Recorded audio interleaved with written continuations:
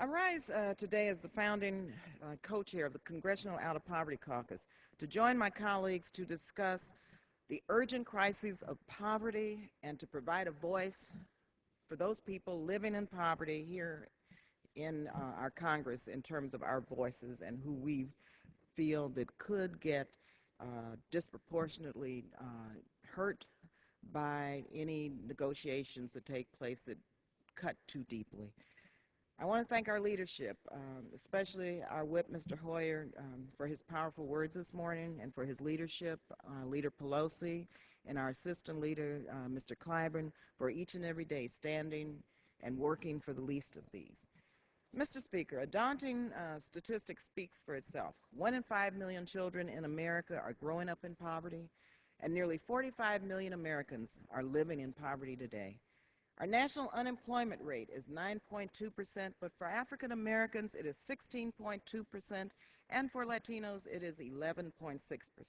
And we know it's twice these statistics given the millions of people who have lost hope in looking for jobs. Given these heart-wrenching statistics, the Congressional Out of Poverty Caucus, our co-chairs, Representative Baca, Butterfield, Conyers, and Honda, and myself, we sent a letter to the President, the Vice President, and the congressional leadership on both sides of the aisle, asking them to protect those programs that support those facing or living in poverty in the debt ceiling negotiations. My colleagues and I are here on the floor today to remind every member that it was not American families or children or the working poor that forced Congress to run a deficit. And it definitely was not America's seniors on Social Security or Medicare or people on Medicaid that forced Republicans to turn the first budget surplus into decades of record deficits. Two wars, massive tax breaks for millionaires and billionaires, big oil, Wall Street running wild caused these deficits. The American people are willing to work, they want to work, and pay their fair share, but they should not be asked to fill a hole that they did not dig. We should quickly pass clean legislation to raise our debt ceiling, to end this default crisis so that we can move on doing the critical work of creating jobs and responsibly addressing the national debt. Making heartless cuts on the backs of hungry children and struggling American families will not.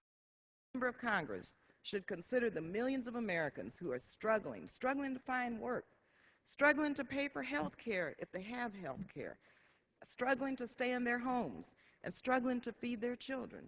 Mr. Speaker, more and more Americans are facing poverty every day, and the Congressional Out of Poverty Caucus is on the floor once again to be the voice for these Americans struggling day in and day out just to survive, demanding that we protect these vital safety net programs and help support the poor, especially in this great recession. We are here today to share some stories from people who have benefited from those programs.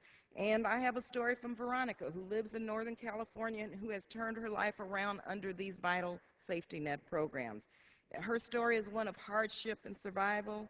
It's a story of getting back up when life knocks you down. It's a story of America. She is the American dream. But she and her spouse were teenage parents. They relied on public assistance to bring up their children, were able to get good jobs, and they got off of federal assistance. Well, in 1995, the bottom fell out. Their son was diagnosed with diabetes. Her world imploded. She tried to go back to work full-time, and her son needed more care at home. And she was given child care assistance so she could support her family and her son. She was offered counseling and job training, and in the fall of 2009, the opportunity, mind you, to work at Second Harvest Food Bank as an administrative assistant through the federal stimulus program. She said she's still married to her husband. They have 3 beautiful children, and there's no way she could have kept her family together without the help of such programs such as SNAP, food stamps, Medi-Cal, and job training.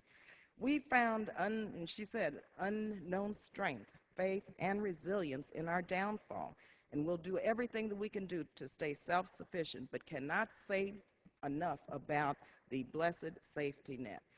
Mr. Speaker, we understand that even when you work hard and do things right, sometimes everyone needs a helping hand, especially when there are no jobs. And I personally needed this helping hand in years past when I was forced, during many hardships that I was faced with, that I had to rely on for many years public assistance and food stamps and Medi-Cal just to get through school, to take care of my kids, to get a job. And if it weren't for that safety net, I would not be here today. And so let me just ask all of you to remember the poor, remember those struggling to survive, and to support those people who have exhausted their benefits, their unemployment benefits. They've hit the wall in 99 weeks.